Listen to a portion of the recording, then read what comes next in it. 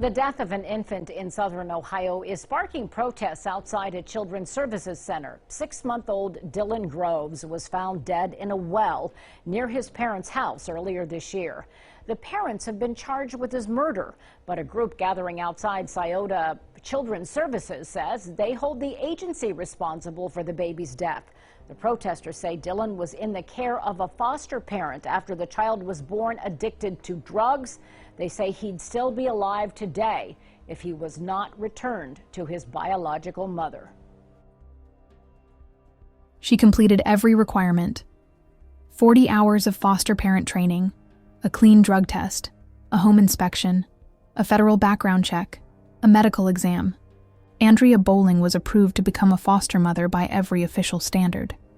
But none of those things were the reason she would become the only safe place in the life of a child named Dylan James Groves. The most important thing Andrea had was something no system could measure: love. And for 12 days, that love was everything.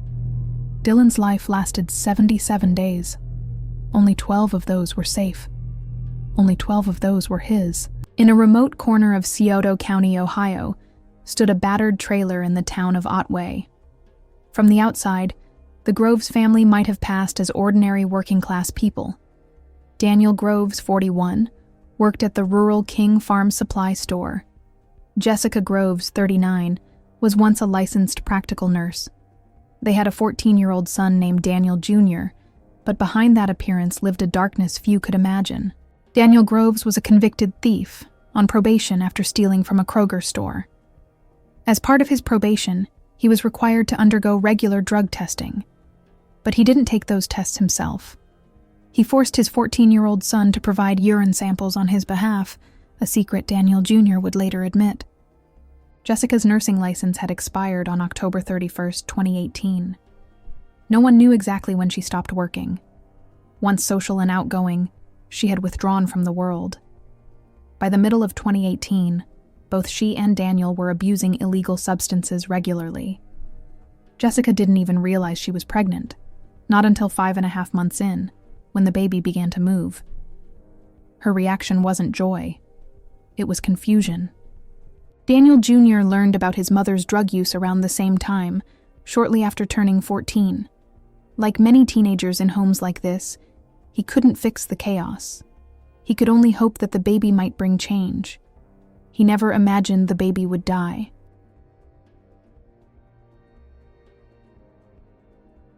It was early morning when Daniel and Jessica Groves arrived at the hospital. Jessica was in labor. Her cervix was fully dilated. Nurse Darian Lyles was assigned to her care. Almost immediately, she noticed something was off. Jessica was uncooperative, disconnected. She refused to answer basic questions about prenatal care. She refused to give a urine sample. And most strangely, she wasn't in pain. Fully dilated, with no pain and no pain medication. It was medically abnormal. The staff had no choice but to collect a urine sample via catheter. The result was as expected, and devastating. Jessica tested positive for illegal substances. Daniel sat quietly in the corner of the room. The staff noticed him looking like he wanted to speak, but didn't dare. Jessica's presence kept him silent. Finally, just before the delivery, he confessed. She used heroin 2 days ago. At approximately 6 a.m., Dylan James Groves was born. He weighed 5 pounds, 10 ounces, a full month premature. He was immediately placed on oxygen, and his fight began. A urine sample was collected from Dylan. It tested positive for methamphetamine. That wasn't all. Doctors ordered a cord blood test, a procedure that identifies drugs the mother used over the final 20 weeks of pregnancy. Dylan's results showed exposure to 4 illegal substances. He had been chemically attacked inside the womb. What followed was agony. Dylan began showing signs of withdrawal almost immediately. His tiny limbs trembled uncontrollably. His legs jerked in spasms. He broke into cold sweats. And worst of all, he cried. But newborns can't cry loudly. Their vocal cords aren't strong enough. His crying was faint, a whisper. a fragile sound of suffering. Nurses described it as the quietest, most heartbreaking sound they had ever heard. A baby, in pain, barely able to make a sound. They said they had never seen a newborn endure such intense withdrawal. While Dylan lay in the NICU, shaking and whimpering, his parents didn't come. Not once. Jessica never asked about him, never came to see him. Daniel never entered the nursery. 2 days after delivery, Jessica was discharged. She simply walked away. Dylan remained behind, clinging to life, watched over by strangers.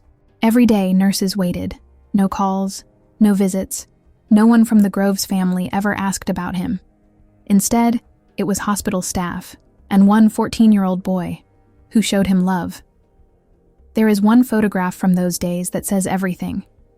In it, Daniel Jr. gently cradles his baby brother. He is quiet, focused, loving. His parents didn't show up, but he did. By policy, Dylan could not be discharged to his parents, so Children's Services reached out to foster families. One of the people they called was Andrea Bowling, a school teacher in Ohio. On January 15, 2019, she got the call. "Would you be willing to take in a newborn boy?" She didn't hesitate.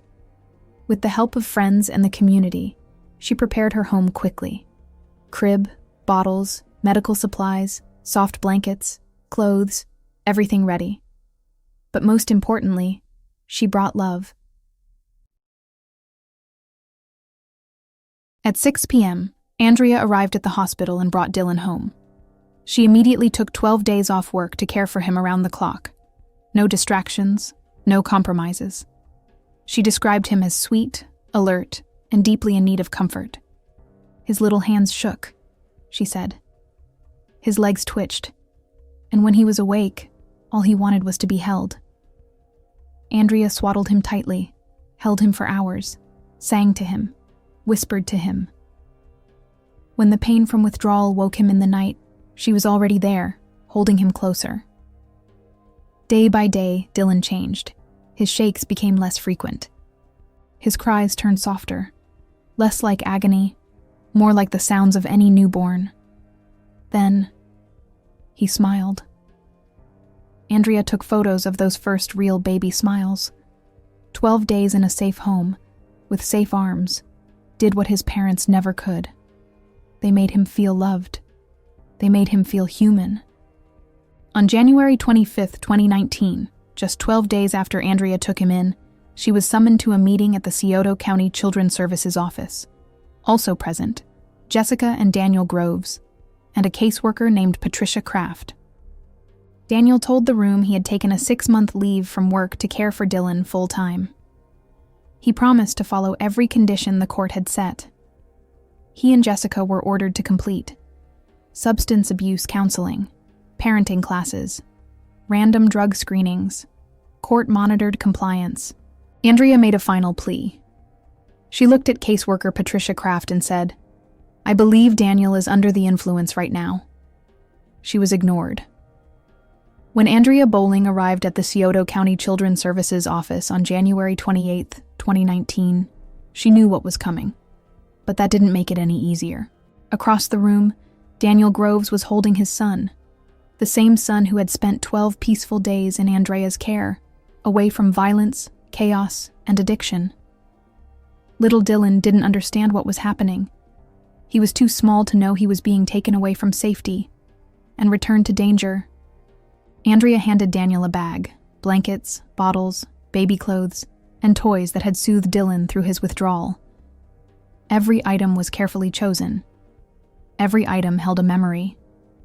She included a handwritten letter with her phone number. "Please call me if you ever need help," she told them. "I will come. I'll do anything." But as she stood there, tears in her eyes, she knew she would never see Dylan again.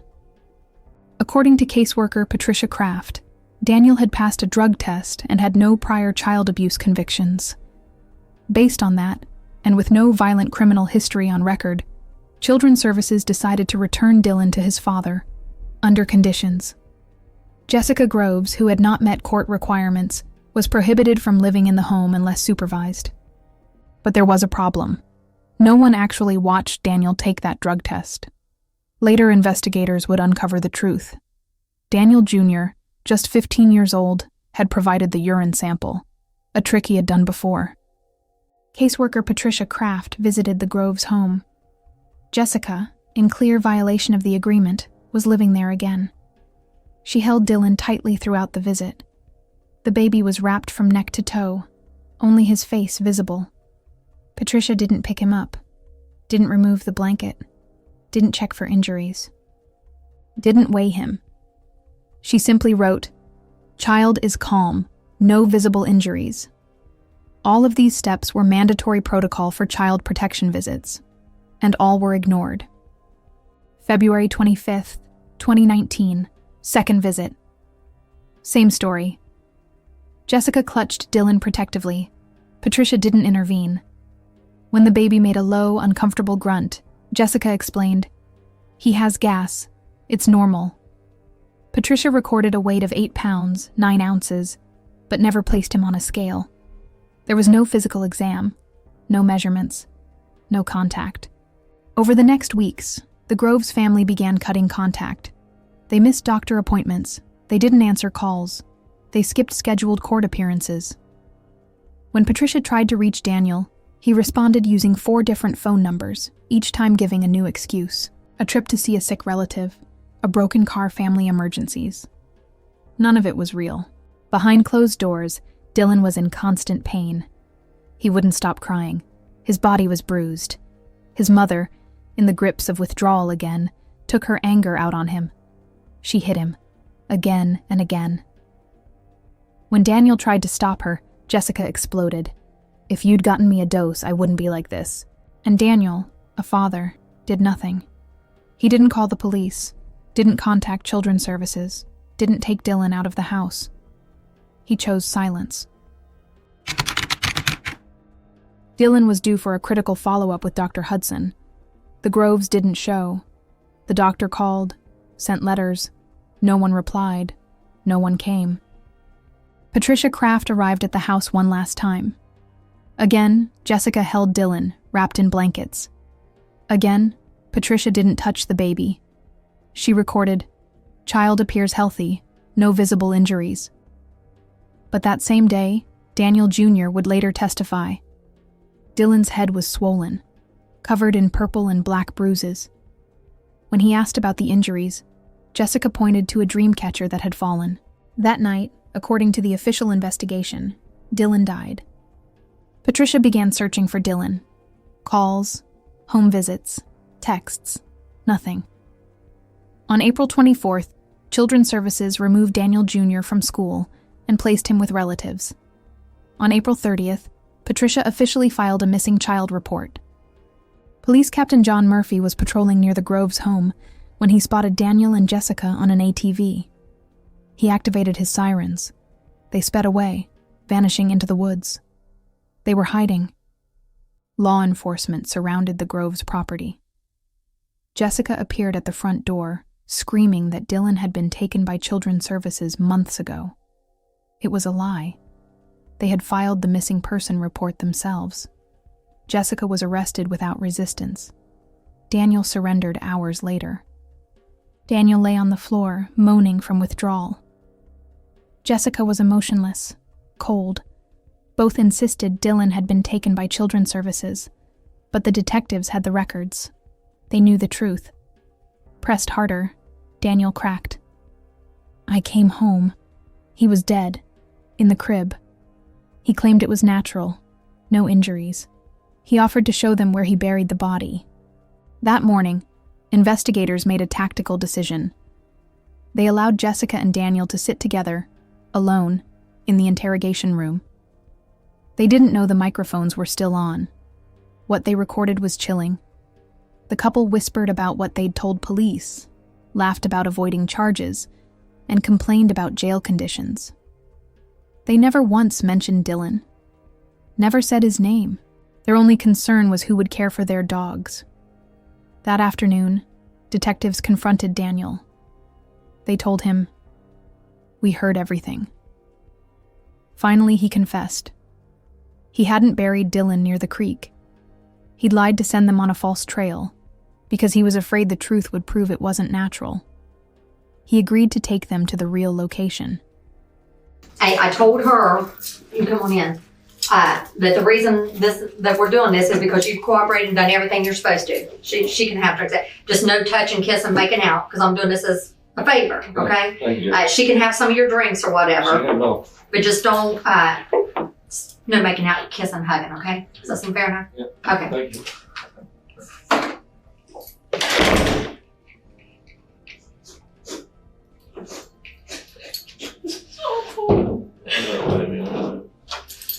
I'm so fucking worried about you. I've been on her ass for 2 days to see you.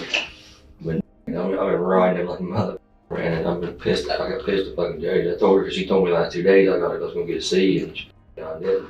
I asked and they told me there was absolutely no way that I could see you at all. That men and women were not allowed to see each other, period. Well, Jody promised me the first fucking day that night they brought me in here, I was going to get to see you. And she told me I could see you in the morning.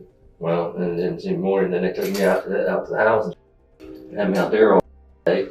And then we got back, she was supposed to use, What'd they have you out to the house for? Whatever.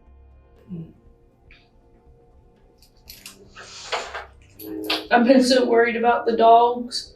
I've tried to call Linda. I couldn't even get a spoon until today. No, they ain't even fucking, they still got me, they've been holding me up and holding the whole time. I ain't even been got put back on the range. I've been up in the holding cell range where the lights are on all the time. That's another thing I want to talk to Jody about now, because they supposed to put me back here last night and they wouldn't do it. What are they charging you with? Kidnapping, abduction, and like I don't know, another misdemeanor. You had court this morning? Video court. I had video court yesterday morning. My bond's $100,000. Kidnapping. Then what? And What else do you got? kidnapping, abduction, and Same 3 things I got. and something fooling with custody, Yeah. something misdemeanor 4, felony 4, and a felony 1. I think that my abduction is felony 3.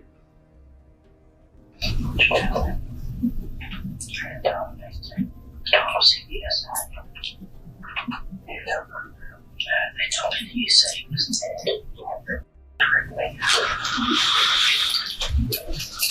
They told me you were playing music for me.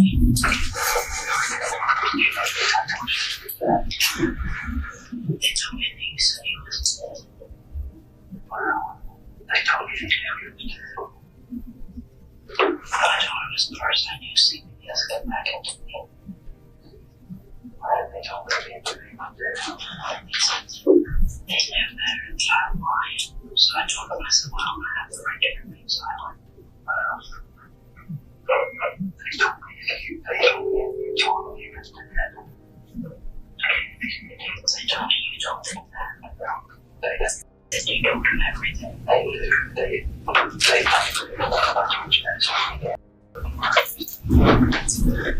What were you having? W pod? B. B pod? I'm in a cell by myself. I didn't know. She told me that she thought he was on W pod. They told me that our faces were going to be all over the news Who told you that? and that I was going to be the most hated woman Who told you that? in here, so they put me in a cell by myself to keep me safe. Who told you that? Jody. She said that your face, my face, and Dylan's face would be all over the news. That we were wanted for kidnapping and abduction, and they were looking for our little boy.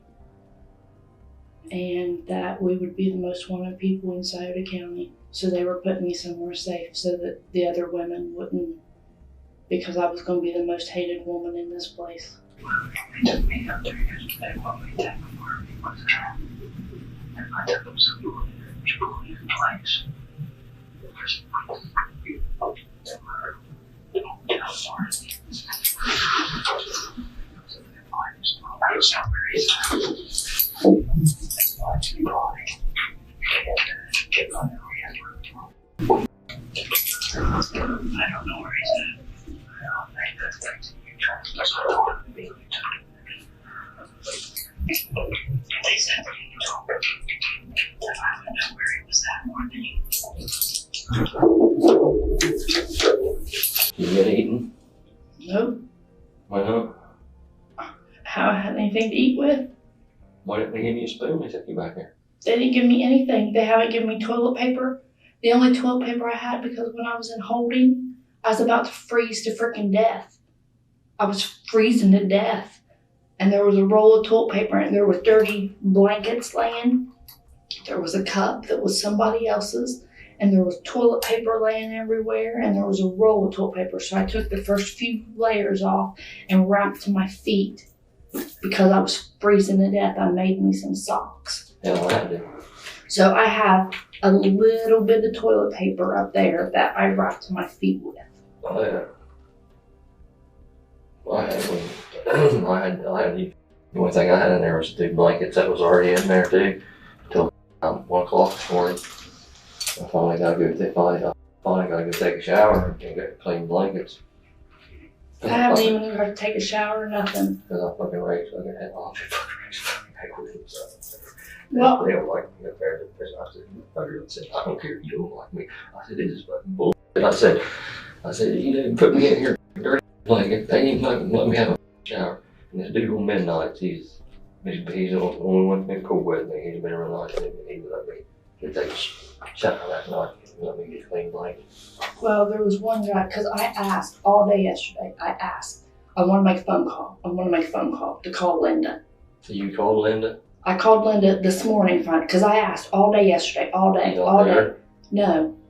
And I figured probably because she was at work, so I was waiting until like 3:30, 4 o'clock. Can you leave her a message? To call her. No, it won't let me. I only get 2 phone calls. You went where you used them? And I used 1. I ain't never used the other one. Well, I was going to tell you, you need to get over to Linda or get over to Phyllis and leave a message and tell them to go in there, to take Daniel in there and go in Humane Society and get Chip and Bella. Is that where Chip and Bella's at? They took both of us. Took them all here, so I was there. And the guy wouldn't let me. And the main guy come out there and he said I could let you take the 2 dogs or try to go take them to the people right now. He said, but the problem is you don't have tags for those dogs. He said, that's 7 counts against you right now. He said, you can be charged with 7 counts right now. He said, I don't know if they will charge you, but he said, they can't. He said, but if you got a credit card or something, he said, I can get online right here and I can buy tags for them 2 house dogs and then we can try to take them to where you want them to be. He said, but if not, I have to take them all with me. He said that they need to get them within a couple of days. Well, because I went out. They told me to walk backwards. A guy asked me where you was at. I told him I didn't know. That as far as I knew, you wasn't home because I was in bed asleep. He called me a and threatened to split my wig. And I hollered at him. I said, go ahead, do it. Do it. Go ahead, do it. And he said, I would, you, but I have a badge. I said, I don't care, do it. I said, I should just. So then they took me up and put me in Greg's car and threatened to he said, take her to jail. Get her for aiding and abetting a fugitive.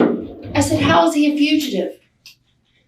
I said, he called his lawyer the day that he was supposed to have court and told her that he could not make it.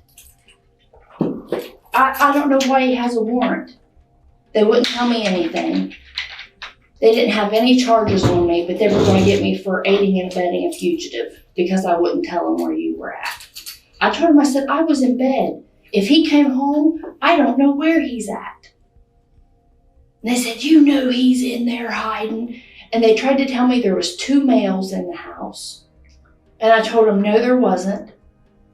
I asked him, please, I asked Greg, I said, please take me in the house and let me at least put a bra on and get me some socks and shoes. He said, I ain't going in that house so Daniel can come out shooting at me. I said, Daniel is not a violent person. I said, there is not a violent bone in his body. He would not hurt anybody. He's like, I don't know, there ain't guns in the house. I said, there ain't no guns in the house but a BB gun. And I said, and if Daniel's in there, he's hiding and I don't know where he's at because I was asleep.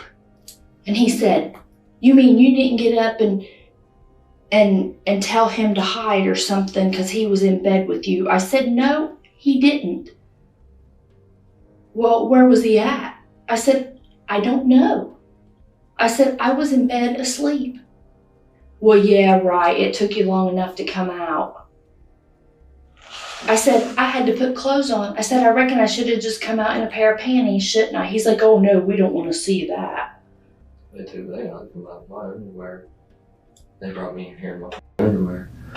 So they got had. But hell, I thought they fucking left. Because after fucking while, they fucking going. Did they gas the place? And I looked out, didn't see cars. I mean, I didn't look out hard, but I just looked out. They went by the window. They seen the cars. I thought they left. So I laid down in bed and thought I was going to lay down here in the gym for a while. So I took my clothes off. I lay down there in bed where I fell asleep. I mean, I literally did fall asleep.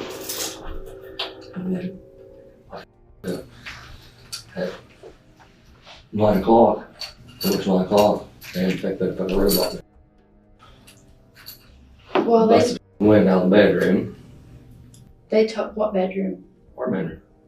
They told me that they were, because I wouldn't give you up, that they were calling in a SWAT team and that they were going to throw in gas and something else, explosive things, to make the place inhabitable where it couldn't be lived in. And that they were going to tear that place apart. Thank you for being here today. I appreciate You're it. welcome, but you know what? You lied to me. What? Took us to the wrong place where the body was. Why would you lie? Why would you want to hide? You know what? It's a lie. Okay, here, I'm just gonna be straight up with you. You're just making things way worse for yourself because you know what you're gonna pull around, you know what they're gonna indict you for? Involuntary manslaughter. That's what's gonna happen. I didn't take you in the wrong place. Yeah, you did. Who said I take you in the wrong place? You took us to the wrong place. Yeah, you did. I didn't take you to the wrong place. You did. And you know the thing is, the hardest thing for me is I've been nothing but nice to you. I'm trying to help you. So by you lying about where the baby is makes me think that you're not telling me the truth about what really happened to it. I'm telling you the truth, Jake. Okay, well, you know where the body is. You took us to the wrong spot. I didn't take you to the wrong spot. Yeah, you did. Yeah, I didn't. Yeah, you did. Yeah, that's where I took you. No. No. You just told Jessica that you took us to the wrong spot. And you didn't tell us everything. Yeah. Yeah, you did. I didn't. Yeah, you did. Okay, listen to me. I heard it come out of your own mouth. Okay? That ain't what I said. That's exactly what you said. I could hear it plain as day. There's amplifiers in this room. I heard the whole entire conversation, everything you said. Okay? I'm doing everything in my power to try to help you. Okay? So by you doing this, you're just hurting yourself. You know? And if what you're telling me is correct about how your baby died, you'd have no reason to be doing this. I'm telling you the truth. No, you lied. You lied to me. Daniel led the team into the woods, to a remote area. There, they found a 30-foot deep well, a natural shaft filled with spring water. There were no access roads. Firefighters had to carry all equipment by hand. They tried to pump out the water. It kept refilling. Finally, using long hooks and ropes, they snagged something. When they pulled it up, the smell confirmed what they feared. They had found Dylan. Inside the well, submerged in water, were 2 plastic milk crates, chained together 18 rocks, a metal anchor, 7 layers of plastic wrap and duct tape, a steel ring flange for weight. Dylan had been packaged like trash, weighted down so he would never float. The case stunned the nation. Jessica and Daniel Groves were tried together in January 2020, just days before what would have been Dylan's first birthday. The courtroom saw testimony from hospital staff, doctors, and foster mother Andrea Bowling, forensic experts and pediatricians, firefighters who pulled Dylan's body from the well, a shaken Patricia Kraft, the caseworker whose mistakes became central to the tragedy. I want to take you back to the Groves' initial interactions and appearance at the hospital. What were your observations of Ms. Groves at that time? When Jessica presented to us in triage, she had come via wheelchair from the emergency department.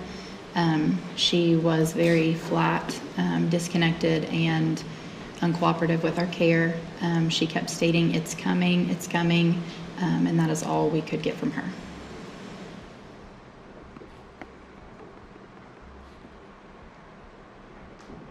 What was your first step at that point with the care of Ms. Groves?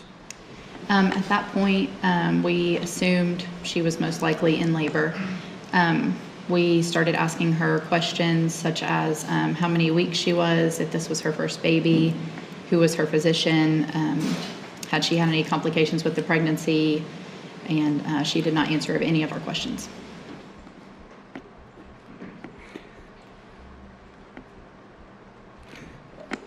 Was there anything about that was unusual to you?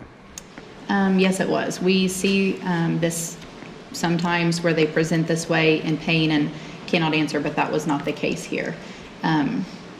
It was more uncooperative and just usually people will give some sort of information. That way we can at least have their name and look for medical records. Did anybody provide you or other hospital staff with the information to those questions? No. At one point we were given her name by her husband, and that was all. What was her physical condition at that point? She did not seem to us that she was in much pain for somebody that was about to have a baby, just in the wheelchair, and at that point we moved her to a bed to evaluate her. What's the process at that point for a nurse and the staff at the hospital with regard to somebody that's in labor? What do you do after you move her to the bed? Typically we would have gotten a urine sample before, and we could not have done that here. So once we done a cervical exam and realized that she was complete, we moved her to the closest room to triage. Why were you unable to get a urine sample? For a couple reasons.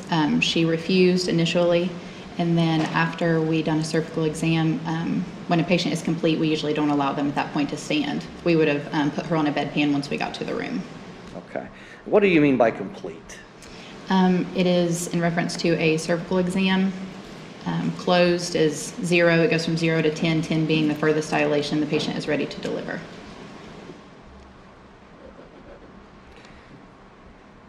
What happens at that point?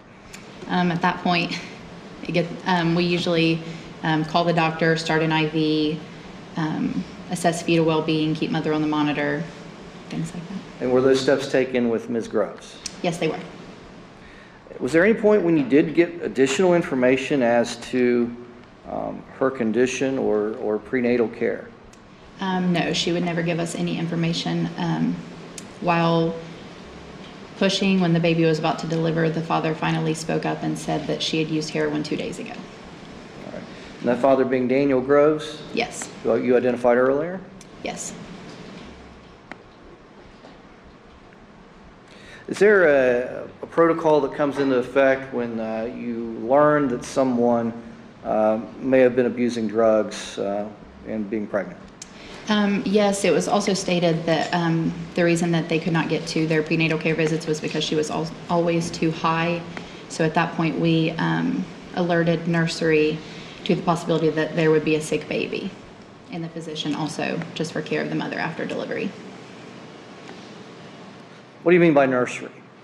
The nursery staff. On maternity, I would be a labor and delivery nurse, and in the back there's a nursery, and we have separate nursery staff who are trained to take care of an infant. All right. And this is all part of the maternity department Yes. at the Yeah. hospital? Okay. So there's medical providers as well at the nursery. It's not just a place you have the baby sleep and rock, right? Yes. Okay. Fully equipped with medical care for the babies in the nursery? Yes. What other observations did you make of Jessica Groves with regard to potential substance abuse?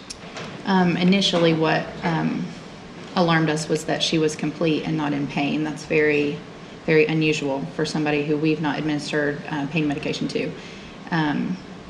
Very disconnected, would not respond to what we were saying. Things like that usually allow us to see that patients seem to be under the influence. She was not moaning, was not the typical patient who is delivering a baby. Ma'am, you'd indicated that you could not get urine results or a urine test done earlier because of a number of reasons. Was a urine analysis ultimately done with regard to her? Yes, it was. We asked her to void on a bedpan for us once she got to the room, and she also refused, so we had to straight cath her for a sterile specimen before any medications were given so that it would not interfere with the drug screen. Okay. And was this before or after delivery? This was before. Okay. You indicated that the labor is usually smoother or easier. Yes, it is. Were there any differences between those kinds of cases of labor with those under addiction and Ms. Groves? Is there anything different about hers versus theirs? Yes, there was. Some characteristics of the delivery were typical, but even mothers who present to us under the influence of drugs will usually give us enough information when we are telling them. We told her multiple times, we just want to know so we can help your baby. We need to be prepared to take care of your baby. And she was still very uncooperative and would not give us an answer. Do you recall, ma'am, how long it was from when Ms. Groves came to the hospital to birth? Jessica presented us at 5:25 a.m. in the morning, and she delivered at 5:54 that same morning. Was there any complications with the delivery from the child's perspective? No. Did you have an opportunity to see the child after delivery? Yes, I did. After he was delivered, they laid him on the mother's chest for a brief second and then took him to the warmer. Due to unknown Hep C status, we usually give the babies baths immediately just to be safe, and he ended up needing oxygen, so they transferred him to the nursery. Why is that important in these circumstances to be aware of Hep C? When a mother has admitted to drug use, we try to be on the safe side. If a mother is Hep C positive, has admitted this to us, or has tested positive, we give the babies a bath right after delivery, so there is a minimal risk to the infant. And since we did not know in this case, but we knew drug history was a factor stated by the husband, we went ahead and gave him a bath. Nursery staff did. Were there any physical injuries to the child? No. Did the baby have any complications as a result, potentially, of the mother's drug use? Potentially, yes. When the baby was born, it was charted that he was dusky and pale, not breathing well, he was retracting. These are things we usually see after excessive drug use in an infant. Ma'am, have you heard the term postpartum? Yes, I have. What's that referred to in the hospital setting? In our hospital setting, postpartum is after the mother delivers. She transfers from like a laboring patient or antepartum to postpartum care. Is a mother and baby couplet. Thank you. So what's the typical postpartum scenario for a mother and child after delivery? Typically, after delivery, the infant is placed right on the mother's chest. We encourage skin to skin. Mothers are allowed to do this as long as they wish. After that, usually the infants are swaddled so family can pass the baby around, hold the baby. Siblings will come watch a bath, things like that. Now, in this case, were there differences as a result of the baby's condition? Yes, there was. Because of how Dylan acted when he was born, he was taken to the nursery and put on oxygen. And after that, Jessica or Daniel did not request to see him. I'd like to direct your attention to Mr. Groves throughout this process. Do you recall observations of Mr. Groves when he first came into the hospital? Yes, I do. What were those observations? He seemed worried and almost afraid. All right. Did he do any interactions with you with regard? Where was he at when you're asking Ms. Groves all these questions about her condition? He was directly next to her in triage, and when we moved her to the labor room, whenever we were questioning her, They were both just making eye contact with each other, not acting like they were paying much attention to us until he finally gave us an answer about the drug use. All right. And did he provide additional information after that? The only thing that was stated to me by him was that she had used heroin and that she was always too high to go to her prenatal care visits. When they thought about going, she was too high.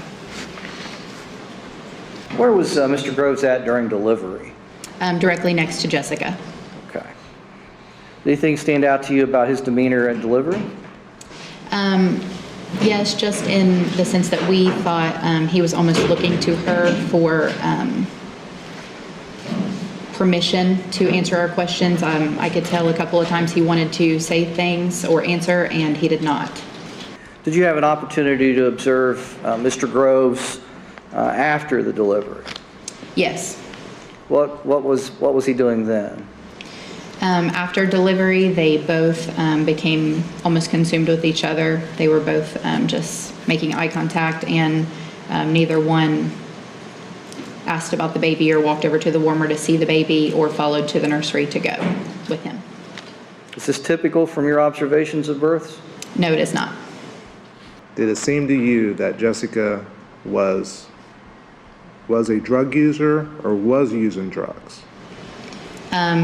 It seemed to me that she was using drugs. Okay. From your experience and her demeanor or observations? Both her demeanor and and my observations. Okay. You said Daniel seemed worried and afraid of what? He seemed worried about Jessica. Okay. And then when we were asking questions, it seemed to us that he wanted to answer, but was worried of the repercussion maybe if he gave us the information that she was not giving. Okay, so he was worried about the repercussions, correct? Yes, from her. Okay. And he appeared to be wanting to answer your questions, but was reluctant. Yes. Were you aware of an allegation that when questioned, there's indication that Dylan was taken by Children's Services months ago? Yes, I received a call at 9:21 p.m. Stating that they have arrested Daniel and Jessica Groves, and that they informed me that Jessica and Daniel was telling them that I came several months ago and took the child. Did Children's Services take the child? No, the last day I seen Dylan alive was March the 28th. You did 3 home visits, correct? Yes, Well, I mean, you made many attempts. tense, but I had seen the child 3 times. 3 times. On February 4th, Yes, on February 25th, yes, and on March 28th. yes. Okay. Could you, activity date, created by, and then the narrative? It was created on February the 4th Okay. by Patricia Kraft. Okay. And it states, caseworker completed 7-day home visit with Dylan and Daniel. Jessica and Daniel both were there when caseworker was visiting. Dylan is doing good, I'm sorry. Okay. Daniel came in from school when caseworker was there. Daniel stated that things was going good. Jessica stated that Mahajan has her on a low risk. Jessica also stated about drug court. At that time, she is going. Let me stop you right there. I think you're ad-libbing a little bit, and I would like for you to read it word for word. Jessica stated that Mahajan has her on low risk. Jessica also stated about drug court. No, that's not. Asked about drug court. Yes, let's.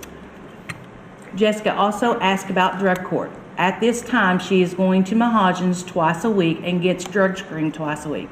She goes through groups the same time. No. She has groups the same time as drug court.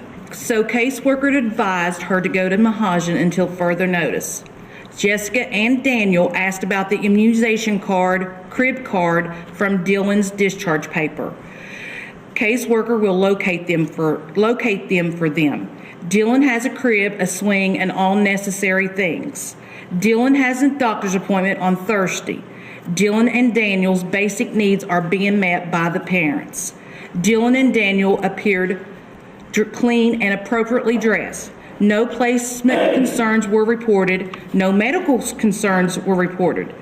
Interaction between the parents and children appeared positive and supportive. No physical hazards were viewed in or around the home at the time of visit. There is no safety plan in effect currently. While assessing the child's safety, well-being, and the appropriateness of placement, caseworker determined vulnerability for CAN is low. There is no status change reported for the parents. For the jury, could you explain what CAN is? Child abuse and neglect. Okay. And again, that says low, correct? Correct. Okay. So A1, is this the home of the Groves? Yes. Okay. And these are the windows that you mentioned before that you looked in, correct? Yes. Okay. You look in all of them? No. Okay. Did you look in these windows? I looked in the one beside the door. Well, inside the door, okay? Yeah. You said you had to jump? Yeah. See that. So, B1.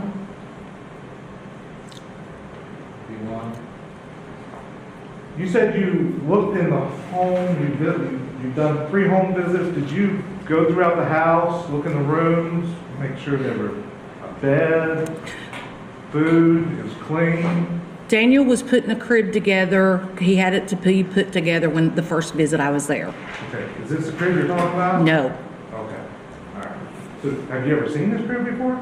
No, not that one. Not that one, okay.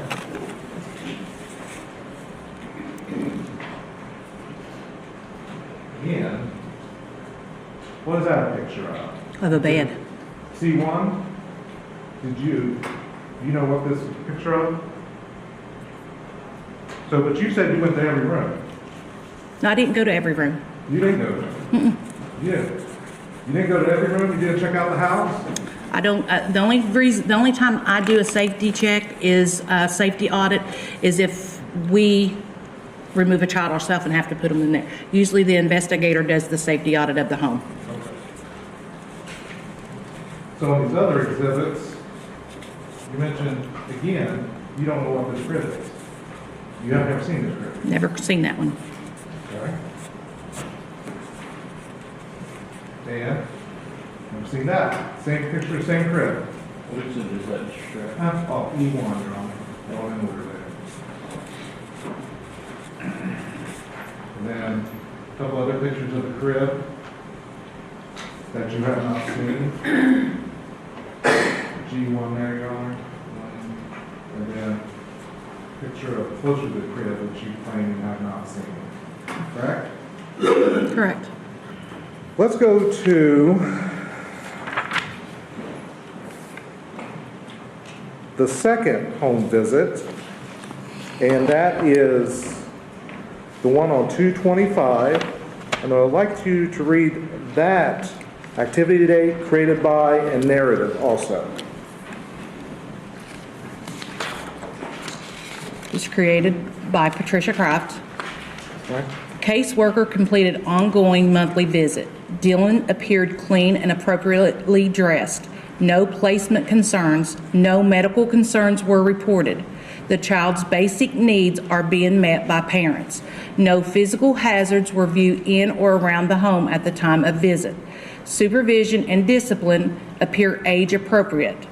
The parents ensure that all scheduled appointments are kept.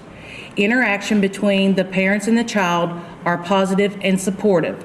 While assessing the child's safety, well-being, and the appropriateness of placement, caseworker determined that vulnerability for CAN is low. There is no status changes reported for the family.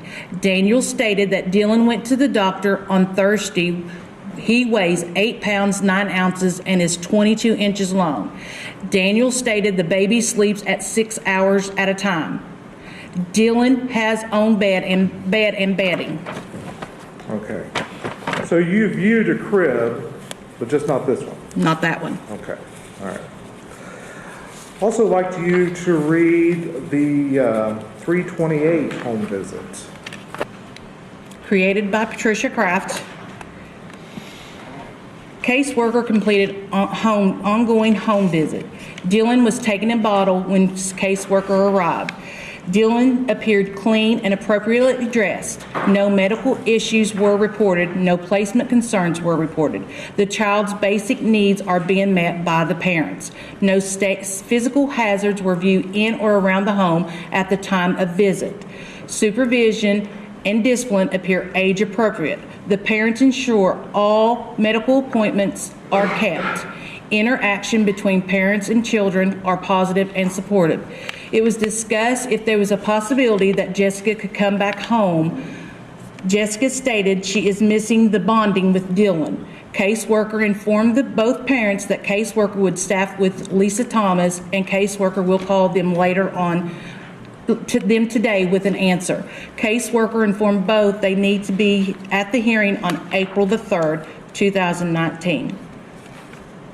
Caseworker staffed with Lisa Thomas about the possibility of Jessica going back home to bond with Dylan. It was agreed that a safety plan would be put in place, and it would state that Jessica would attend all drug court days counseling. Mahajan for treatment, contact caseworker weekly upon dates.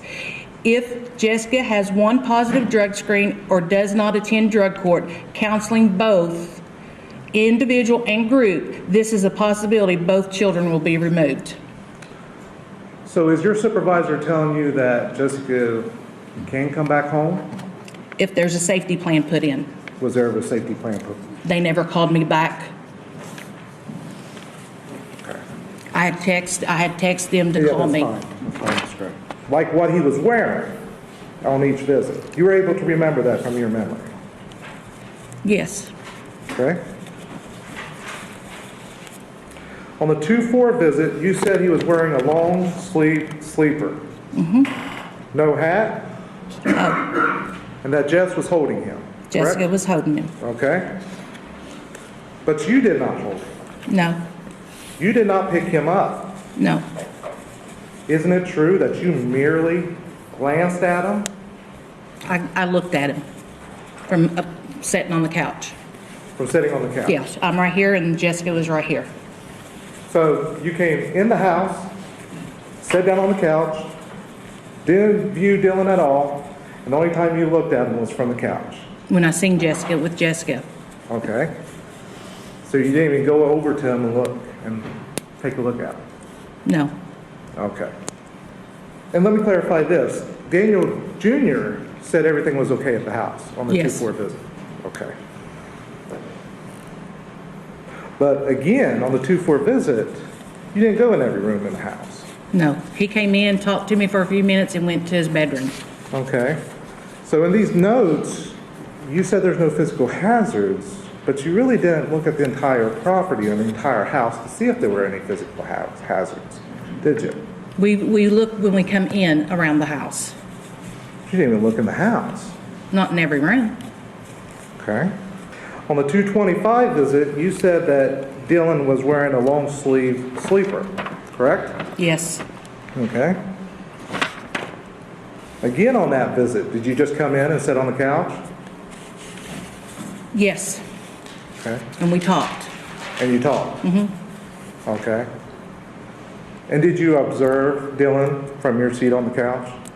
Before I sat down, I looked at him from head to toe. All right. From head to toe. So you picked him up, held him? No, I didn't hold him. Okay. All right. So you sort of just glanced at him, didn't you? I looked at him. Okay. At the 328 home visit, you didn't ask Daniel why he wasn't at court, did you? We texted him the day before. Okay, but your earlier testimony was you did not ask him at that home visit, did you? No, I did not ask him at that home visit. Okay. And Dylan, at that visit, was in a long sleeve sleeper. Yes. Okay. Again, did you just walk in and have a seat on the couch? At first, but before I left, I got up, walked over, looked at him. I made two statements. I wonder if he's going to have natural curly hair like his dad and brother. He has the prettiest blue eyes for a baby. And I touched the bottom of his foot and he grinned. Patricia Kraft, You know that's not a true statement, that you did none of that, that you merely glanced at Dylan and did not actually observe him, did you? Objection sustained. Rephrase your question. Make the question not a statement, Mr. Shredder. I think it's curious that you make the statement that you heard him make no sounds, no crying noises or anything, did you? Not while I was visiting. Okay. You mentioned that he was taking a bottle when you got there, and that at some point he stopped. She was burping him. She was burping him? Okay. Mrs. Kraft, do you think you did your job to the best of your ability? Yes, I did it within the law. The only thing I didn't do was bust the door down to find that baby. And you think you did your job to your best absolute ability, correct? Yes. But your supervisor just said this. Did you report this to anybody? Yes. Who did you report it to? I went downstairs and I was crying, talking to another supervisor, and she was going to call Dr. Fuller. Okay, but did you report it to Dr. Fuller yourself? Dr. Fuller was not there at that Okay. time.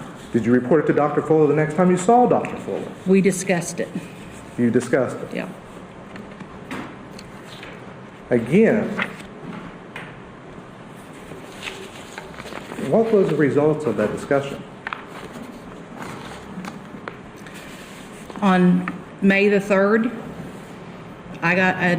me and a caseworker was out at lunch. The other caseworker got a text and told us to go to the sheriff's office and put out an Amber Alert. Mr. Groves and Mrs. Groves avoiding you. Correct. You never had face-to-face contact, really, with either one of them after that point, correct? Correct. Okay. People that start avoiding the agency raises suspicions, correct? Correct. No one else that you talked to had ever seen the child again after March 28th, correct? Correct. You talked to friends, families, neighbors, as many folks that you all could reach out to, correct? Correct. No one saw this child after March 28th, correct? Correct. Not that you were able to ever ascertain, correct? Correct. I know this is very upsetting for you, as well as it is for all of us. But we don't know what happened after March 28th, do we? No. They were avoiding you. Yes. They were avoiding their own family. Yes. They never really came forward to try to get Daniel Jr. back, did they? No. Other than the text message, hey, what's going on? That was it. Mr. Groves did exhibit concern about Daniel Jr.'s welfare and asked where he was at, correct? Correct. He did play somewhat of a game with you and kept telling you that he was going to produce the baby, correct? Correct. He never did he? No. Did you suspect at that time that the child was not alive? Yes. Ma'am, during your time with baby Dylan, did you remain in contact with Children's Services? During my time that I had Dylan? Yes. Yes. Okay. And were you responsible for taking him to see a pediatrician a few times? Yes. I took him to Dr. Ali. Dr. Ali out of Waverly? Yes. Okay. In the time that you had Dylan, did he suffer any physical injuries? Any physical injuries? No. Yes. Okay. I'd like to direct your attention to a family team meeting at Children's Services Board. Do you recall being part of a family team meeting? Yes. Do you recall the date of that? The date of that? Yeah. Okay, so it was January 25th, I believe. Okay. Okay, 24th or 25th, somewhere in there? Yeah, somewhere right Okay. there, yeah. And that was followed by a visitation with the parents, is that right? Right, yes. Okay. I met Dylan's parents, and then they Okay, visited Daniel and with him. Jessica Groves? Yes. Okay, And then they visited with him for an hour. okay. Were you part of that visitation? I talked to them before I left the room, but no, it was their time to spend with him. Okay. Approximately how long had you talked with them? Probably about 5 minutes. Okay. Did you have an opportunity in that 5 minutes to observe the demeanor of the parents? Yes. What was Jessica's demeanor at the time?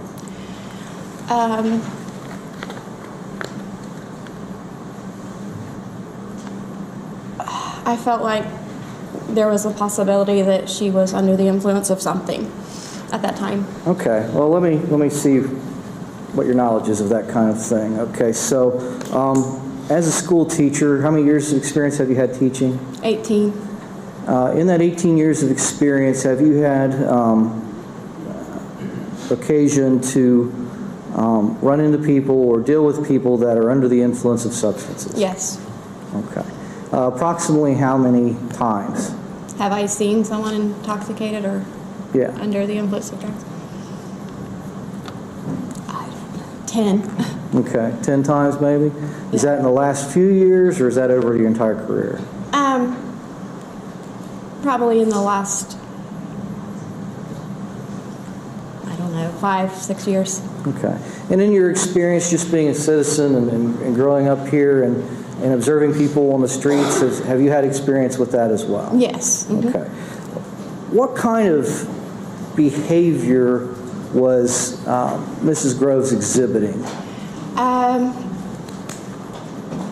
She was kind of flailing her arms around, and she was really happy and excited and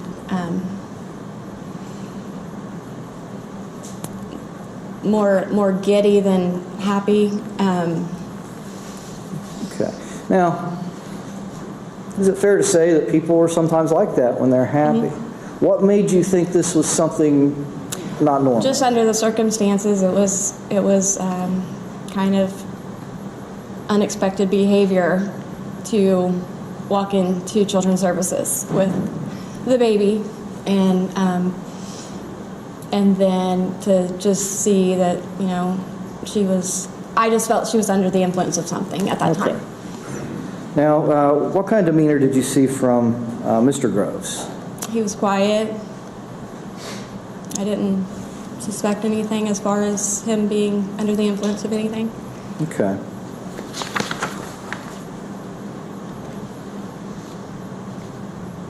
With regard to their demeanor, did you express some concerns to Children's Services? Yes. Okay. I asked if they would drug test. Okay.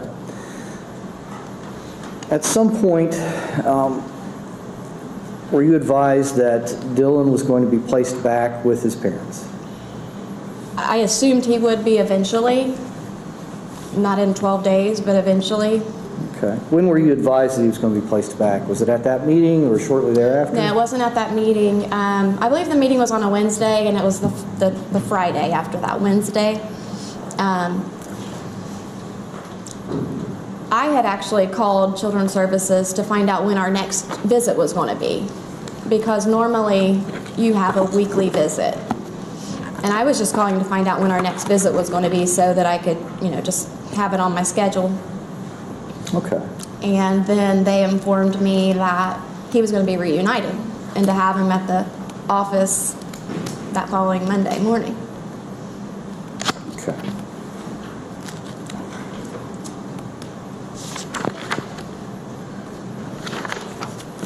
Now, that following Monday, would that have been the 28th? Yes, yeah, it was Okay. 28th. And were you part of the actual transition or exchange back to the family? Yes, Daniel was there to pick up Dylan. When did he arrive? Okay, so I was there at 9 and he got there about 9:15. Okay. And how was his demeanor then? The same. Same as the first time I met him. Okay. And what happened during that exchange?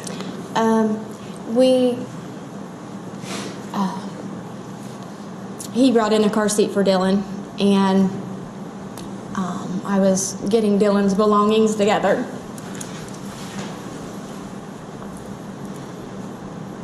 What did you do with those belongings? I gave them to Daniel. Okay. And I gave him go ahead. some formula diapers, his blanket, his quilt from the hospital, some pictures. I gave him a Bible. Okay. Now, I'm going to hand you what have been marked as State's Exhibits 22 and 23, showing these to opposing counsel.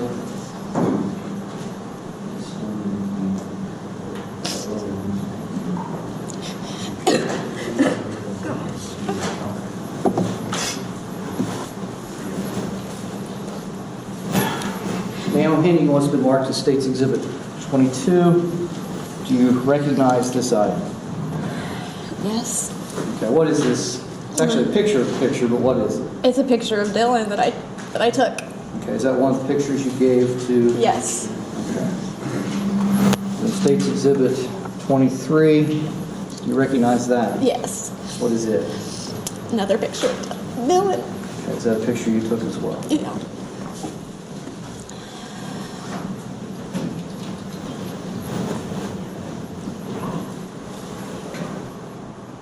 State's Exhibit 22, Your Honor.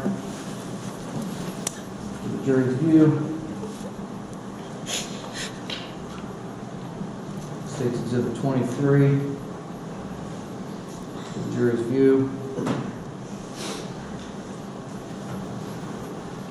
The record reflects she's identified those as Dylan Groves. So reflect.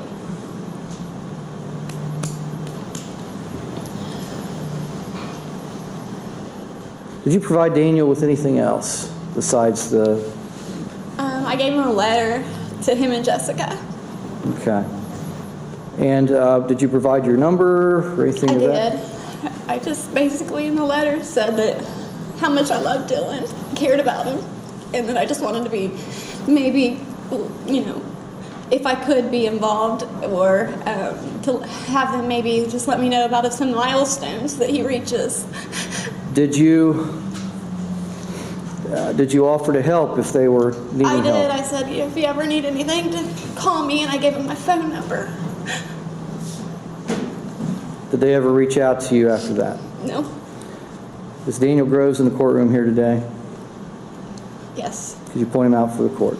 He's over there. Is Jessica Groves in the courtroom here today? She's sitting over there. Your Honor, so record so reflect. Record reflect the witnesses pointed to and identified both the defendants, Daniel Groves and Jessica Groves. Thank you, ma'am. No further questions, Your Honor. Thank you, Mr. Taven. Mr. Stratton, you may cross-examine. Thank you, Your Honor.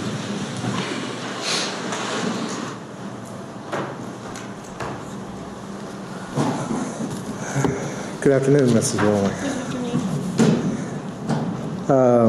You mentioned that you're a teacher out at Memphis. Right. Okay. You mentioned that over the years that you have taught that you have seen our drug problem firsthand. Right. You've seen it in the kids, the way they're dealing with stuff and how they act in class. Yeah, the effects of different things, yes, with that. Okay. I'm guessing some of that had to do with why you became a foster parent. It is, yes. I had a couple foster kids in my room, and they kind of brought me to the decision of becoming a foster parent. Okay. Earlier, you mentioned that when you took Dylan as a foster kid, that you got a crib and stuff from different places. Yeah. me ask you, how much as a foster parent are you out of pocket that you spend on your own? Oh, a lot. A lot. Yeah. Does Children's Services reimburse you for every bit of that? That we get for buying things for? Yeah, let's say you said you got a crib or diapers or stuff like that. Do they reimburse you for all that, everything that you spend? No. No, okay. As a foster to adopt, you understand that Children's Services tries to reunify with the family, Right. okay? And you've had that happen in the past? Right. And with this case, correct? Correct. Okay. And it is hard, I'm sure. It is hard. You get attached. You get attached? Yeah. When Dylan was returned, and let me correct something. Earlier, I think you said that the family team meeting was on January 25th. I think it was the 24th. Okay. Might have been. Yeah. I think that's what Patricia Kraft earlier testified to. That was Okay, on the 24th. 24th. And I think you called on the 25th back Okay. to make your comments to Children's Services on the 25th. On the 25th. Okay. So you had the team meeting on the 24th. Okay.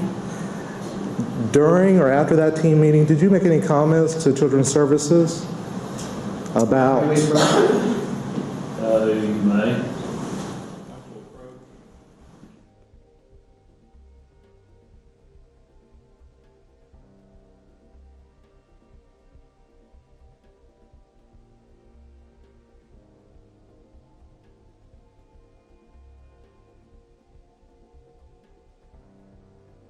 Raise your question, please. Yes, Your Honor.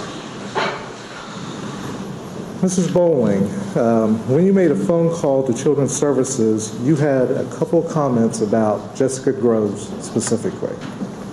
What were those comments? I felt like she was under the influence of something. I felt like she was high on something. But you didn't mention that on the day of the family team meeting, did you? I did. I called after the team meeting. Okay.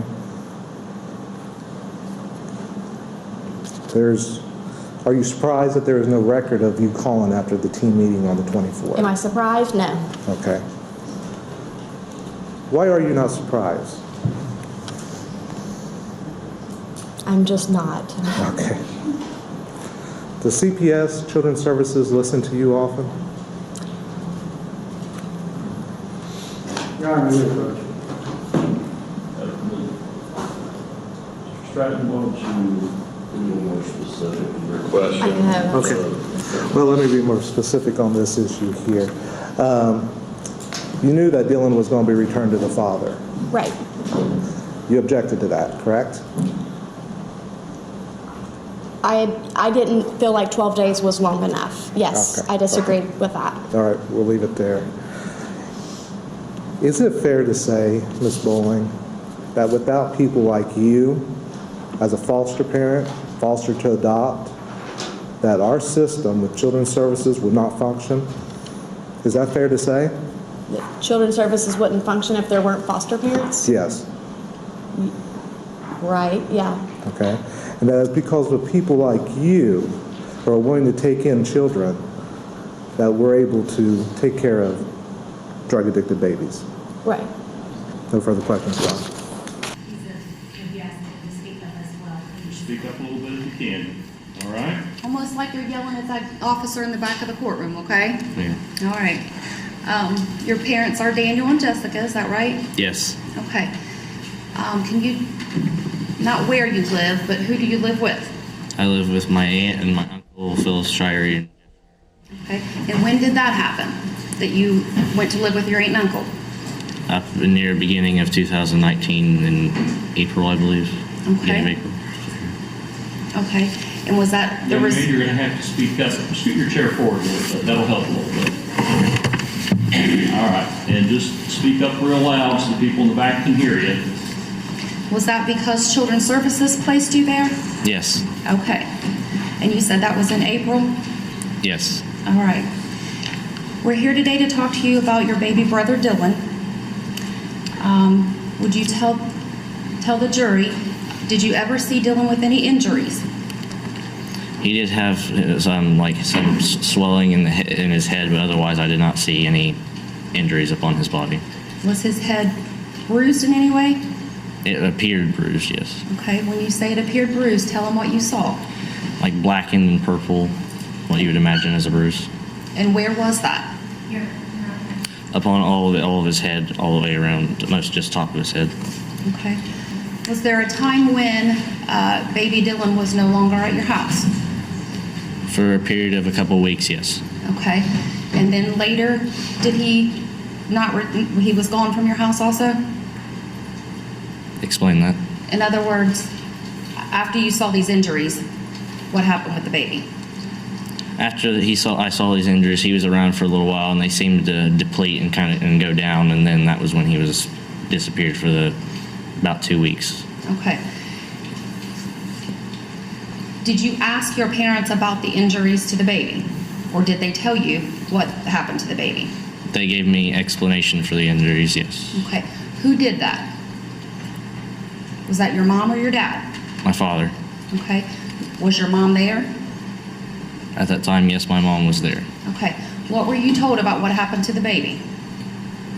As well as somewhere near the beginning, I was told about him getting a dream catcher stuck within his arm and him swinging a tiny stone up to his head. I'm not sure if that caused the swelling of his head. I don't believe it was.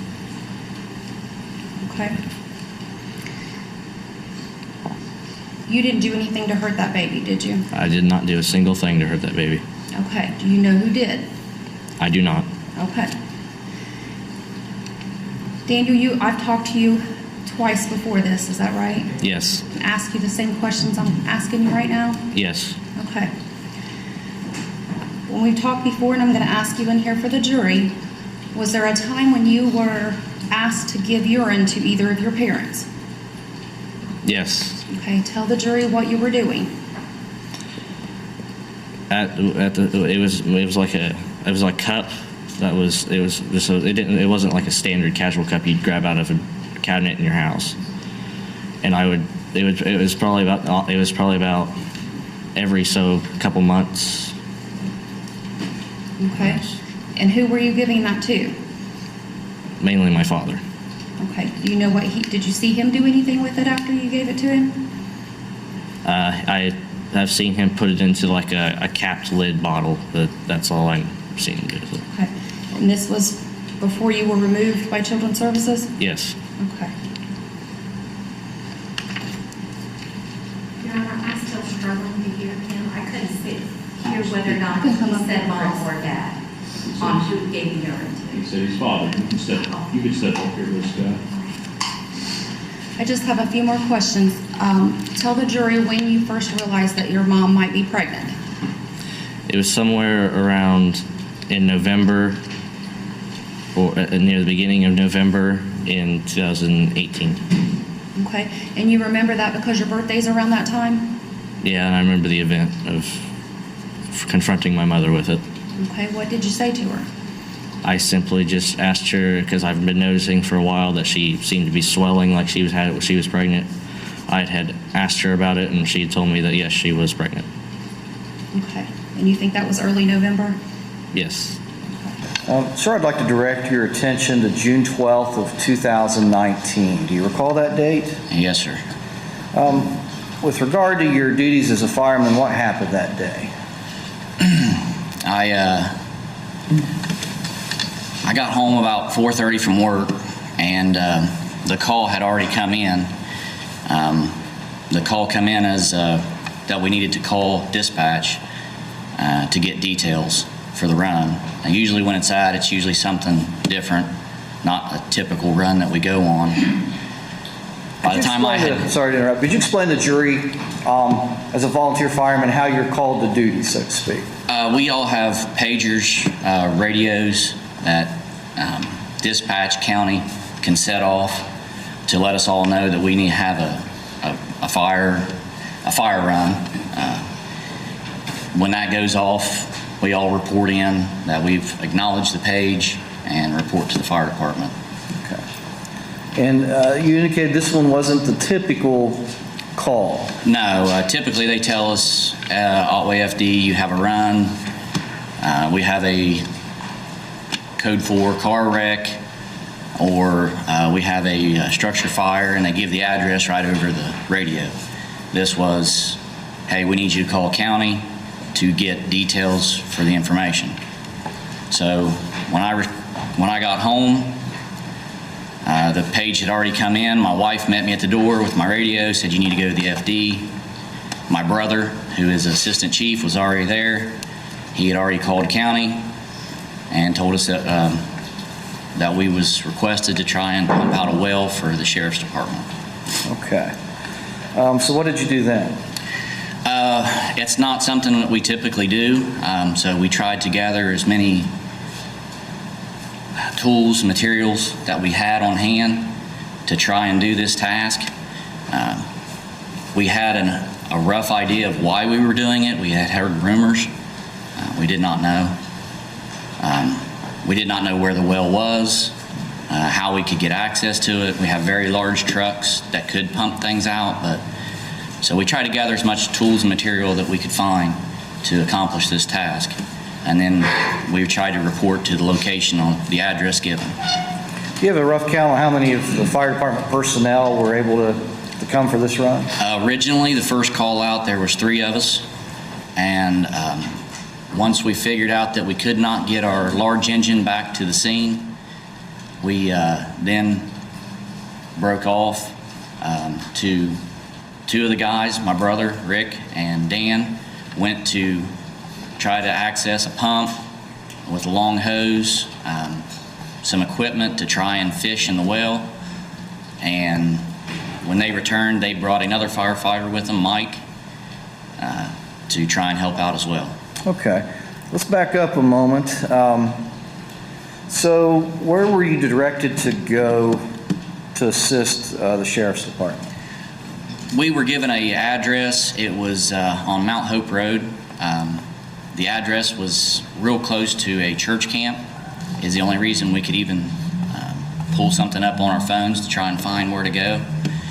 When we showed up there, of course there was no one that we could see, so we waited, and we could see some tire tracks in a field. Dan and Rick at that time were in a smaller truck. I was in a large fire engine and pumper truck. They went back to see if they could find someone after we'd been there for roughly 10 minutes, and they had took a smaller truck and went back down the road to try and find someone. At that time, I got out of the engine and I started walking through the field, and that's when I noticed a black SUV coming out of the field, and that's when I introduced myself to the deputies. Did you see the well when you got to the field? No, you could not see the well until they walked us over and pointed directly at it. Could you describe it to the jury? What did the well look like? The well was ground level. It was completely surrounded by grass. The grass at the time was probably 2 to 2.5, 3 feet tall. You could have just walked right into the well. You couldn't see it. The detectives took us over, pointed at the well, and asked us to try and pump the water out of it. There's no way you could have possibly seen it. Okay. That is the well that we were requested to pump out. All right, so you arrived at the scene. What was the first action you all took at that point? We accessed the well, tried to move back some of the vegetation, and tried to see what the depth was, what we thought we could do to remove the water from the well, and see what the ground was like around the well, so that if we didn't want to make it collapse or fall in, was just to access the scene at the time. Okay. And what was one of the first obstacles that you all had to try to deal with? The biggest obstacle was actually accessing the field itself with the trucks. Our trucks will pump water, but they won't pump water from that depth. And the truck that we have that would even be capable of doing such a thing, we couldn't even get back in that field. Okay. Was there a plan or a discussion of what to do at that point? Yeah, me and my brother, Rick and Dan, then decided that we needed to find generators, a portable pump. We had some rope back at the station. We had a large that we had used before for extrication. It's a large metal hook that was heavy enough that we felt like if we hung it down there that we could feel something with it as we slowly moved it around. Then at that point, everybody went to gather these materials. Okay. Were you able to acquire some materials to try to pump out the well? Yes, sir. Dan actually had to go to, I believe it was his father's house, and asked to borrow a portable pump, a trash pump, water pump. It had a motor on it, so that we could portably get it back there, and he had several feet of hose to try and pump out the well. We got ropes, hooks, and also brought another truck that would be able to access the field. Okay. All right, may I approach? Nice. Let the record reflect that the opposing counsel states exhibits 30 and 31.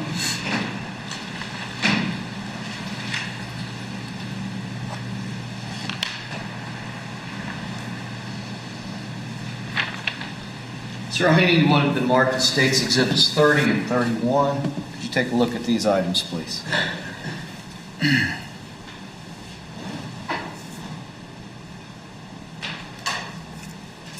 Thank you. Sir, I'm going to place states exhibit 31 on the overhead projector. Sir, what is depicted in states exhibit 31? That's Rick and Mike attempting to get the hard suction hose down in the well so we can prime it to begin pumping out the well. Okay. Who is holding the hose? That's Mike. The assistant chief in the white hard hat is Rick. That's my brother. Okay. States exhibit 31. What does this depict? That's the hose in the well that we were pumping out with the trash pump. And do these two pictures accurately depict the scene on June 12, 2019? Yes, sir.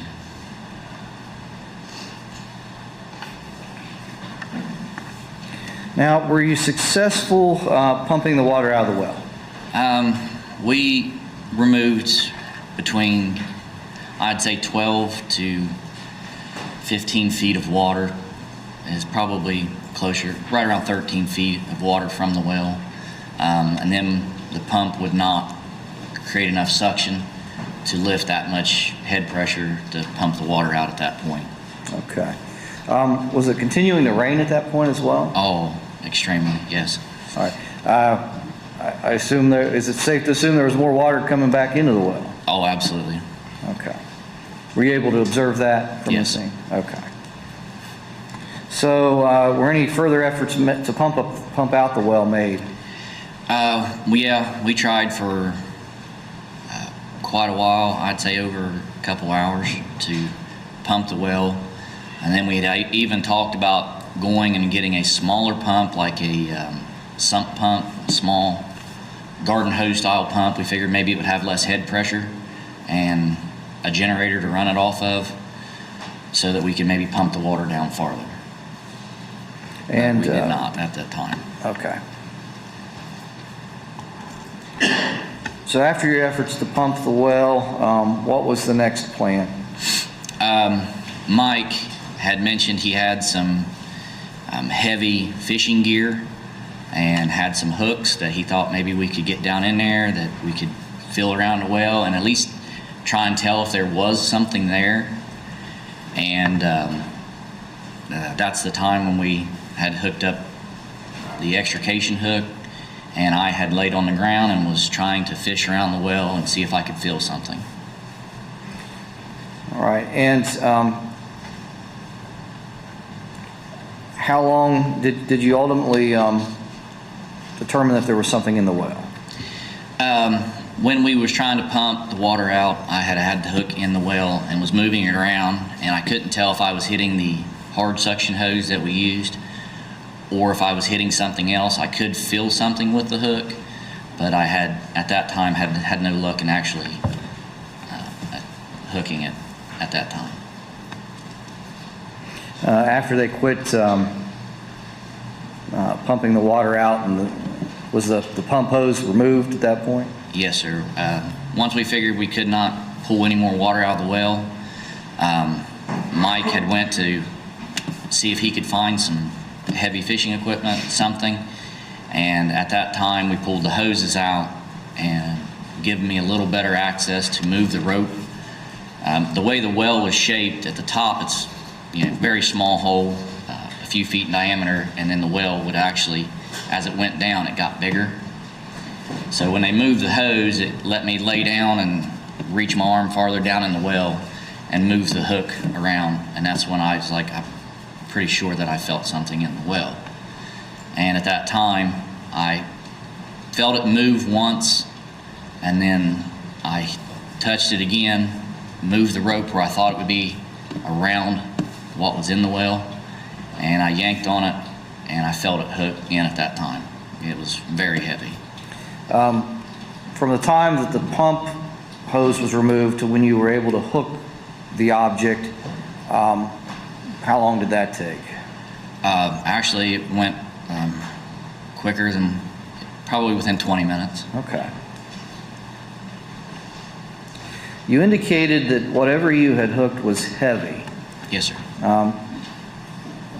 Why do you say that? We're pulling on roughly a 1/2 inch diameter rope, and when I hooked it, I lifted, and I could tell I had a hold of something that was moving, but it was very hard to move. Okay. What did you do then?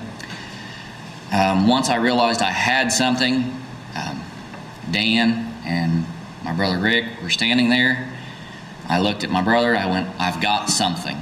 Grabbed the rope, and I lifted on the rope and handed him a section of it, and he stood above me, and then Dan also come in to help, and we started lifting the rope out of the well. Were you able to successfully lift the object you'd hooked out of the well? Yes, sir. How long did it take to extricate that object from the well? Once we hooked it, we had it out of the well within minutes. Okay. Just very quickly. When we got the object to the top of the well, it would not come out of the top of the hole. We hooked it about halfway down, and then when it come out, it was coming at an angle.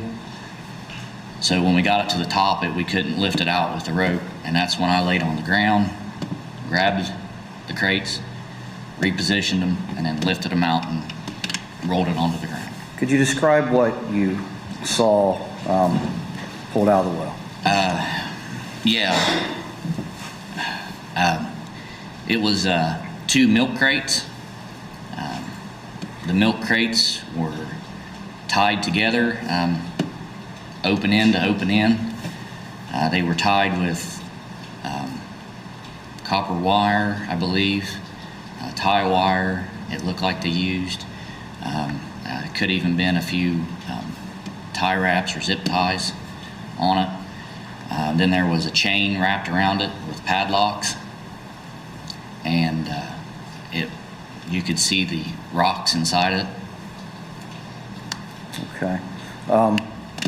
Did you notice anything else at that point?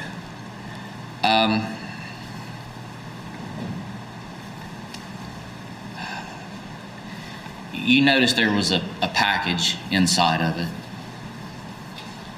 Yes. Anything else that you could sense or see or? No, sir. Or any smells associated with the package? When it comes to the top of the well, and we removed it from the well at that moment, no, there was not.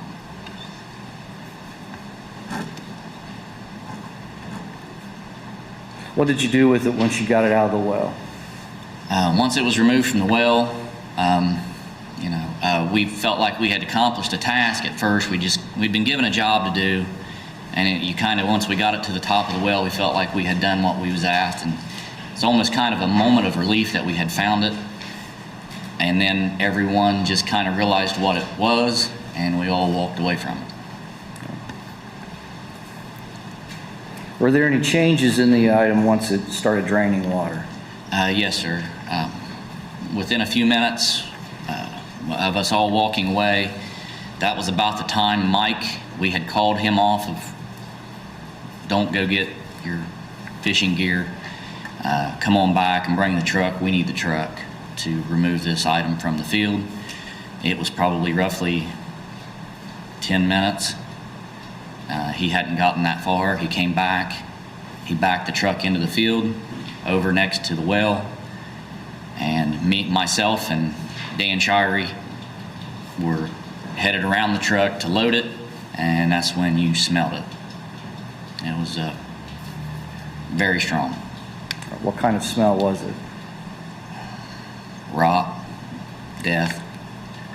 That is the crate.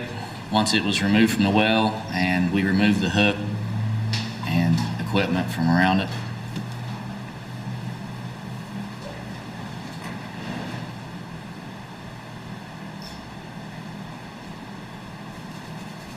Sir, you previously described the crates to all this time. Does this give you an accurate depiction of what you remember? Yes, sir. All right, what are we seeing in this closer up view of State's Exhibit? It's the white and black, or the zip ties that they use to tie the crates together, and also to tie the chain to the crates so that the chain would not come off of the crates as it was being moved. And the rocks and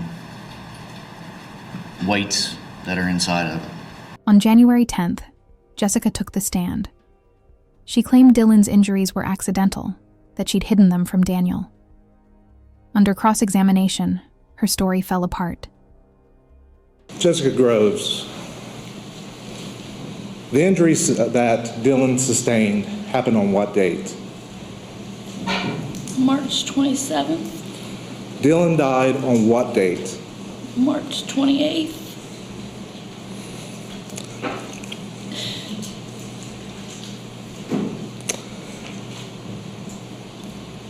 As she previously testified, Patricia Kraft said that she had looked at Dylan. Did she do anything else? Objection, leading. Your Honor, did Patricia Kraft do anything else to examine No. Dylan?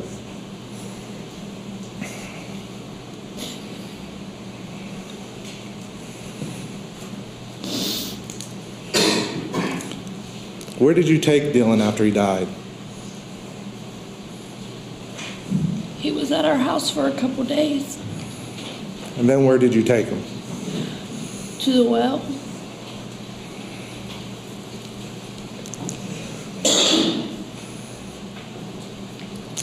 Did you murder Dylan Groves?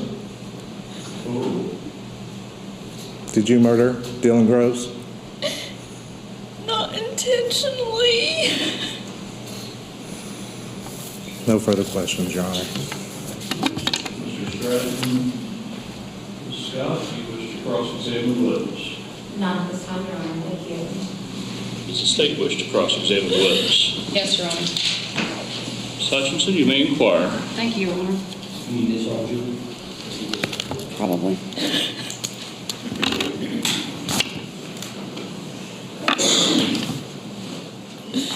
Tell the jury how you killed this baby. It was an accident. Not your excuse. How did you murder this baby? How did you cause these injuries? I have sit here and admitted. Answer the question, please. How did you cause these injuries? It was an accident. Not your excuse for what happened. How did you cause these injuries? How did you cause those rib fractures? By dropping him. By dropping him. How did you cause that first 2-inch skull fracture? I don't remember. How did you cause that 1-inch skull fracture? It had to be from dropping him. How did you cause that complete upper arm fracture? Nothing that I ever did was intentional. I'm not asking for your excuse. How did you cause that complete upper arm fracture? Tell the jury. I have to live with this for the rest of my life. How did you cause that? You have devoured my family. Ms. Groves, you answer the questions that are asked of you. You understand? I've admitted to my guilt. How did you? And I have to live without my children. I'm done talking to you. You are talking to me because you're sitting on the witness stand. Tell them how you caused that injury. Judge, I ask you to instruct the witness to answer the question. Ms. Groves, by testifying, you're subject to cross-examination. You have to answer the questions on cross-examination that are relevant to these proceedings. This question is a relevant question. You will answer the question at this time.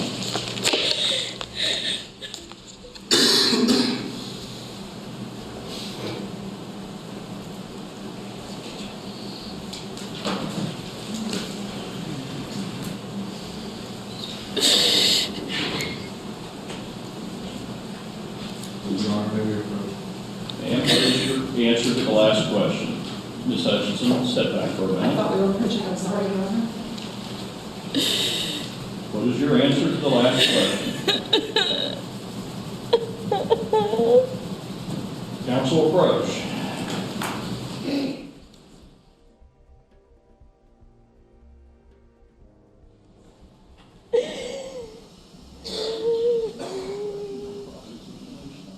Tell the jury how you caused that complete upper arm fracture. I don't remember. You don't remember? No, I don't. You remember the day you said the injuries were caused on the 27th, and he died on the 28th, so you remember all that detail, but you don't remember how you caused that upper arm fracture. No, I don't.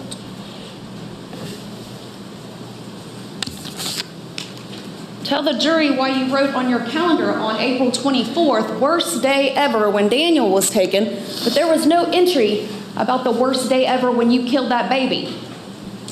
I didn't kill my baby. You didn't? An accident. How did you cause those injuries? I don't remember. Then how do you remember it was an accident? Because I would never hurt my children intentionally. Never. How did you cause those injuries? I don't remember. I done told you that. And the worst day ever, the day that I lost my last child.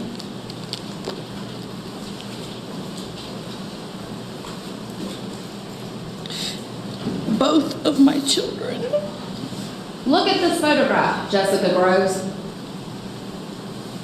How do you not remember that?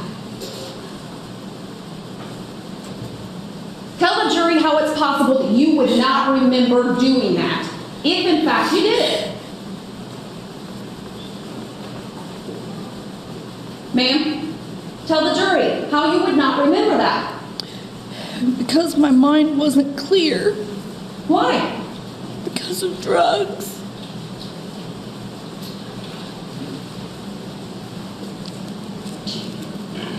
Are you telling this jury that all of these injuries occurred at one time In one incident? No. How many times did you attack baby Dylan? I never attacked him. Then how many accidents did you have, Jessica Groves? I don't remember.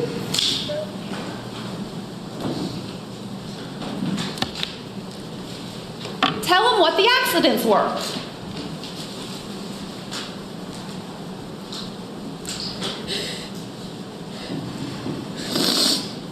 You keep asking me the same questions and Because you you're get not the same answering the answers. question, ma'am. I told you I don't remember. When was it that your husband realized you were pregnant? Wait a minute. When was it you realized you were pregnant?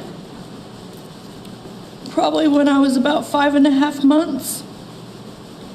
Which was when? What month? October. When was it your husband knew you were pregnant? Toward the end of October, beginning of November.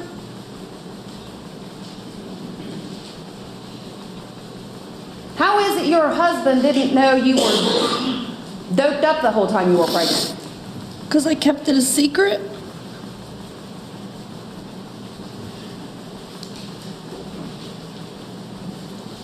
Why did you guys tell your son that a dream catcher hurt that baby?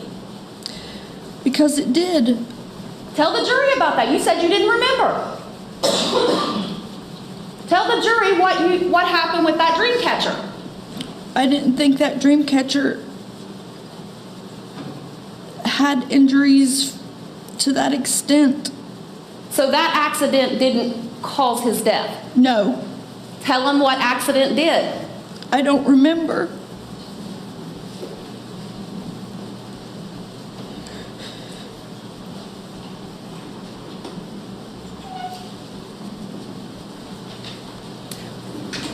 Why didn't you tell Jody Kunkel there were all these accidents that killed my baby?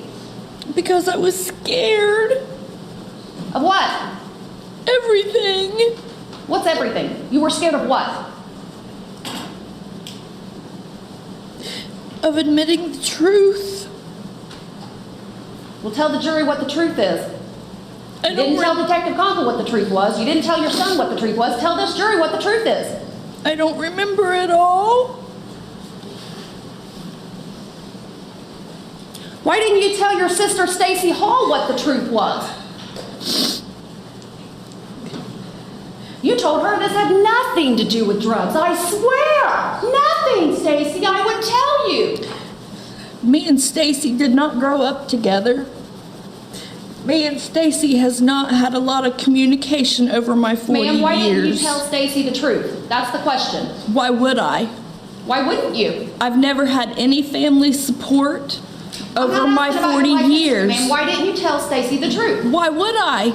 Don't ask me questions. Me and her's not that close. She is a half sister that we have never had that close relationship. So you lied to her? Yes, I did. And you lied to your son?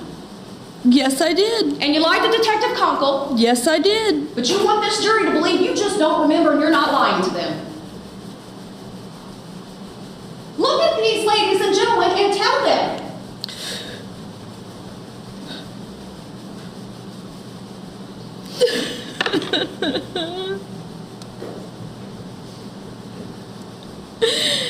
I can't tell you something that I can't remember. Who wrapped this baby's body in 6 layers of plastic and duct tape? Who did that? I did. You did. Daniel Groves didn't help you with that? Yes, he did. Tell him what happened. Tell him about that concealment. I wanted to be able to go back and get my baby. Ma'am, I'm not asking you for comments. Tell the jury about the day you wrapped that baby in plastic. Tell them what happened. I don't quite remember it all. You don't remember that either. I know it happened. I remember bits and pieces, but no, I don't remember. Because when he died, part of me died. And I've just been on autopilot. Ma'am, look at this picture.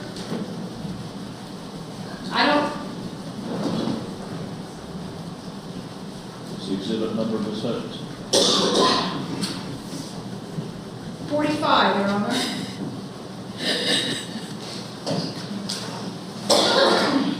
Where did you get all this stuff to wrap baby Dylan in? Outside, I guess. You guessed. No, I'm asking you for real. Where'd you get all this stuff? I sure didn't get it out from under the kitchen sink. Are you going to answer the question? Outside. You don't remember this chain, those 6 layers of plastic and duct tape, 3 padlocks, 12 zip ties, 8 wire ties, 18 rocks? You don't remember that? Not in detail, no I don't. That's not a whole heck of a lot of planning? No. Why would you do that if you didn't murder this baby on purpose? Because I was scared. Scared of what? Losing everything. Is that why you're in here telling this jury this story today? Objection.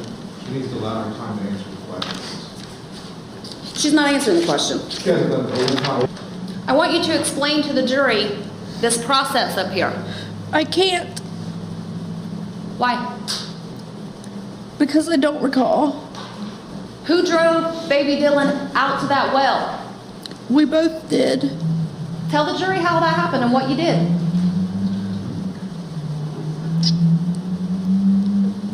We took him out to the well. How'd you get there? On the 4-wheeler. And then what? We put him in the well, then we sit in the field and cried.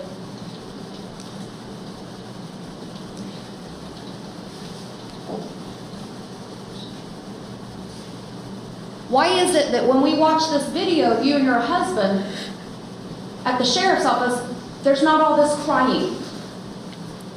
I'm so worried about the dogs. Is that what you said? I was in shock. I've been in shock. I've never got a chance to grieve the death of my baby. You and you alone were the one that caused the death of the baby Dylan. Yes, I was. There was nothing that Daniel did that caused his death, correct? Correct. There was nothing that he did that hid your actions other than helping you to assist him or assist you in hiding the baby after he had passed away, correct? Correct. Thank you. You just told this jury that your husband didn't know about these injuries. No, he did not. But your 15-year-old son did? No, he did not. So your 15-year-old son lied in here yesterday when he said this whole baby's head where his hair would be was black and bruised? Look at the jury. Are you calling your son a liar? No, he's not. Your Honor, I would object. I do not believe that that was the characterization or the nature of the testimony yesterday. How is it that your son saw this baby's head swollen and black, but your husband didn't? Look at the jury. Explain that to them. I can't explain that to him because... Because what? I don't know. You don't know. You seem to know a lot of answers to Ms. Scott's question. Answer the question to the jury. How did your 15-year-old son see these injuries, know about them, but your husband didn't? Ms. Groves. I don't know. You were told at the beginning of this, Jessica Groves is going to take responsibility. Did she take responsibility when she spoke with Detective Conkle? She take responsibility when she spoke to her sister? Did she take responsibility in here this morning when she spoke to you? She can't remember what happened, but she does remember it was an accident. Is that taking responsibility for these injuries? You're expected to believe defendant Daniel Groves, everything he said in here. The same guy who, after they say the baby was dead, tells Children's Services in a text message he's growing like a weed.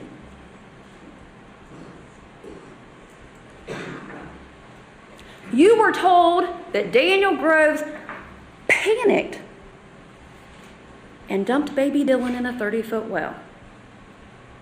Ladies and gentlemen of the jury, does this look like panic to you? Does it? A chain, 3 padlocks, 12 zip ties, 8 wire ties, 18 rocks, 6 layers of plastic and duct tape. Does this look like panic? I submit to you it looks like extreme planning. They want you to believe they're not complicit to their baby's murder. But this is what they chose for a coffin and his burial? This? And then they dumped him in a well. Proof beyond a reasonable doubt. Guilty on each and every count. Each one of them. That same evening, the jury returned their verdict on what should have been Dylan's first birthday. Jessica Groves, guilty on all 11 counts. Life in prison without parole, plus 32 years. Daniel Groves, acquitted of aggravated murder, but guilty on 10 other counts, 47 years to life in prison. 77 days. That's how long Dylan James Groves lived. 12 days of love in Andrea Bowling's arms. 65 days of pain in a house that should have protected him. No child should suffer like this. No system should fail so completely. Rest in peace, Dylan.